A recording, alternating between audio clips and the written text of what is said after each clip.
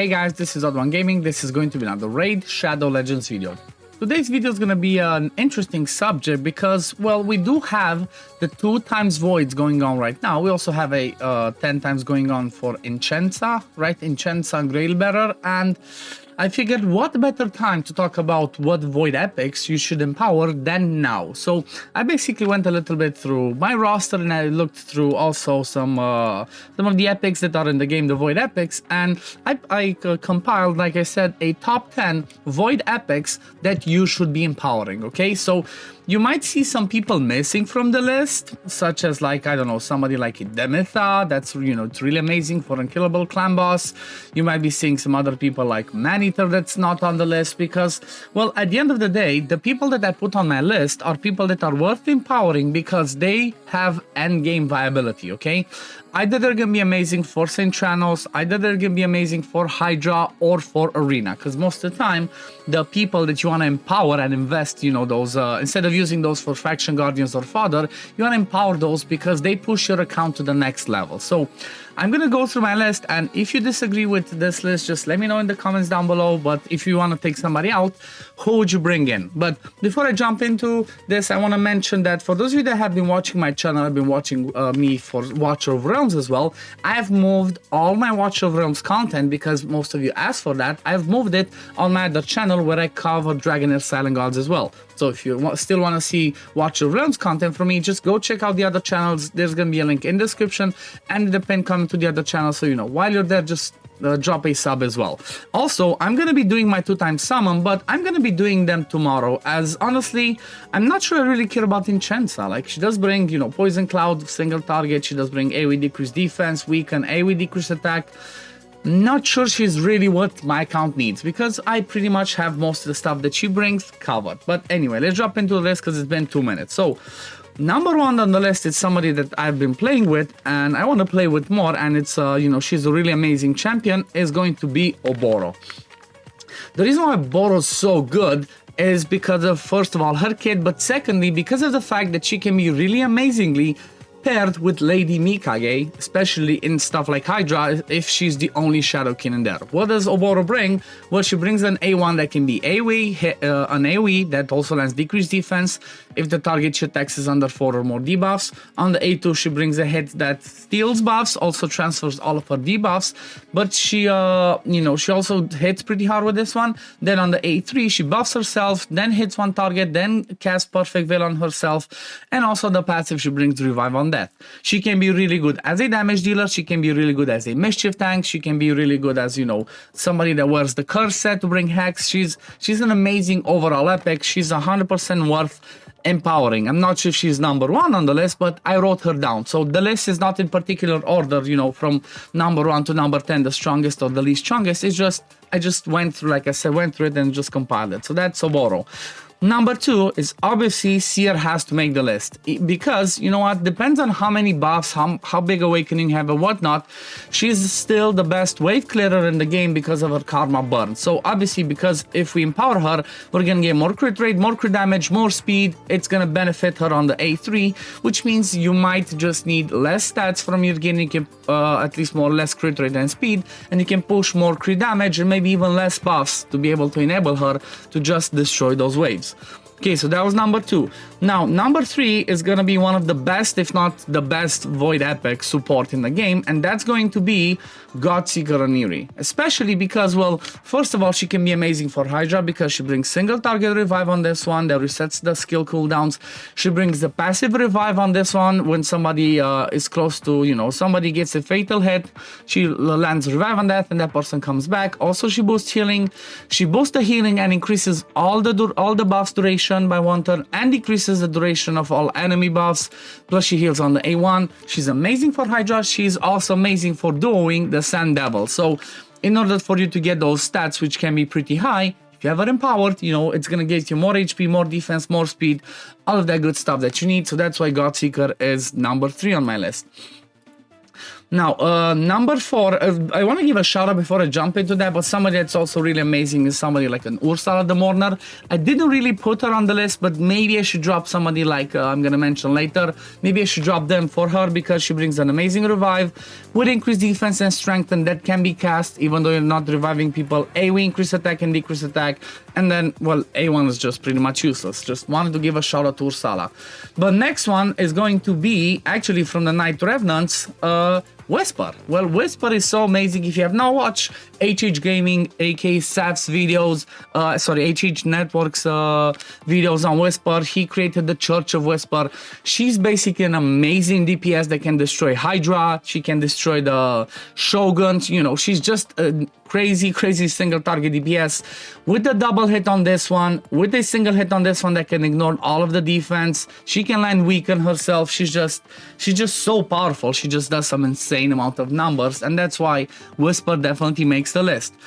Now, next one that we're gonna move over to is gonna be from the Sacred Order again, and that's gonna be Inquisitor Shamel. The reason why Inquisitor Shamel makes the list as well is because he can be really versatile and really helpful in the end game, okay? He has several uses. If we're talking about Arena, first of all, he's a really amazing, what's his name?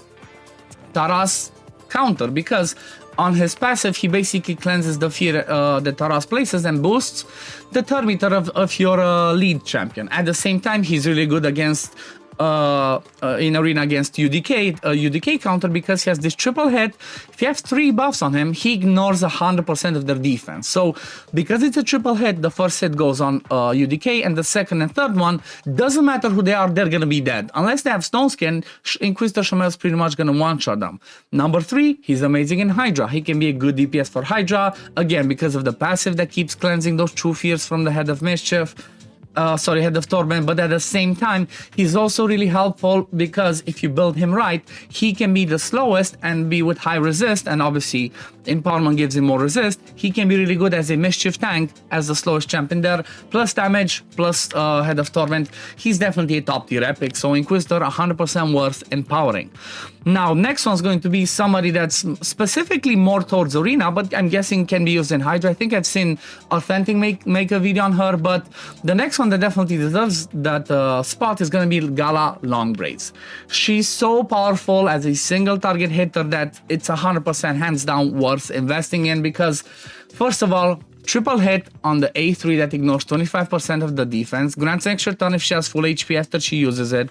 So if you use this when she has full HP, she goes again, triple hit, then she does this hit that ignores 50% of the defense, so she has lots of ignore defense built in her kit, but then she also heals herself and then places a shield if there's any surplus heal based on the damage that she does, and then a double hit on the A1, which again will ignore defense and places a shield on herself. So because of the fact that she has multi-hits, even though it's single target, but she ignores a ton of defense, she's definitely really powerful again. For Arena, again, really powerful for Hydra, and you know, any other areas where you need to just straight up destroy bosses. So that's Gala Longbraids. Next one, there's gonna be 2 people that I wanna mention from the Skinwalkers, and that's gonna be, first of all, a Kempton. He can be really powerful because of the way that he places the Hex, can be really good for Hydra, but at the same time, there's some quirky uses with this Hex in the hard mode Spider, okay, because he has this powerful one, then he also places poisons on the A1, he also activates those poisons on targets under Hex that can also proc War Master. He also brings a speed in all battles. He's basically just an amazing candidate for a stun set because he has the triple hit here, plus this passive can proc the stun set. So you know what, definitely worth investing. Again, Syntranos, Hydra, Hard Spider, you know, any other area where you need some control. Plus, I think he can even solo some content because of the fact that he places poisons on the A1. That's a Kempton. Then the other one is going to be Basher, and the reason why Basher makes the list is because he's basically budget, budget warlord, budget what's her name, Yumeko or Crixia. He basically brings that lockout on the A2, and when we're talking high-end arenas, because he's Void, he's gonna be really good. You know, he can a weak hit, which means if he has enough accuracy, he should do this one. But empowering him, again, will give you more speed and more accuracy, which is gonna make it easier for you to build him really fast with high accuracy to lock out people in arena that you're gonna wanna use. And also, he has some fun, quirky uses, because if you build him in a stun set, then he can be really good for Syntranos. AoE hit here, 4 hits here. So definitely all in all a really good epic that 100% you should empower.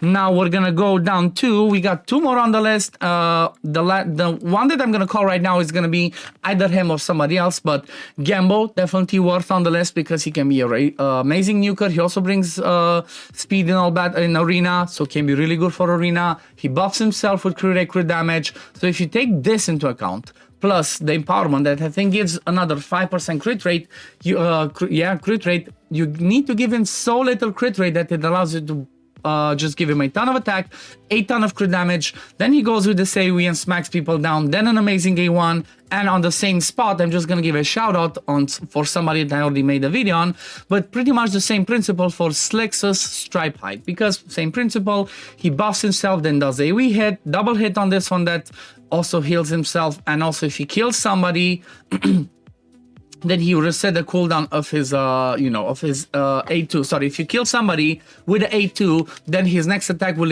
ignore more defense. So if you do A2, kill somebody, then you come with the A3, just really powerful nuker as well.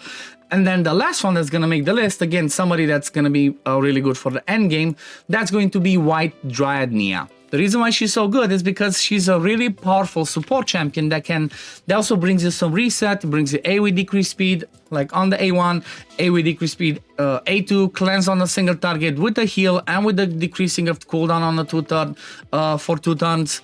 And then also she brings an ally protection and strength and AoE, plus passive that heals everybody. She's just all in all a super powerful support that you definitely want to empower because she's really good for Hydra. She's really good for Cintranos, really good for Faction Wars, and if you have a killable clan boss team, she's really good for the Demon Lord clan boss. So definitely White Dryad Nia makes the list. But that's my top 10 for now, guys. If you, like I said, if you disagree with somebody, let me know in the comments down below. Who do you take off the list to bring somebody else? Because I'm really curious what you guys think. But anyway, we're gonna leave it at this for today. Like I said, keep an eye out on the channel because tomorrow I'm gonna be pulling my summons. I think there's a high chance I'm gonna bring the big guns Lily to hope for some good luck. I've been saving these voids for quite a while, so I'm hoping to pull some good epics and maybe some legendaries. Who knows? I'm still missing a ton of those top tier void legendaries. But anyway, this is gonna be it for today, guys. Thank you all for watching. If you do enjoy my content, as always, don't forget to like this video, subscribe to the channel to see when I upload next, and I'm gonna see you on the next one. Peace, love, take care, everyone. Bye, guys.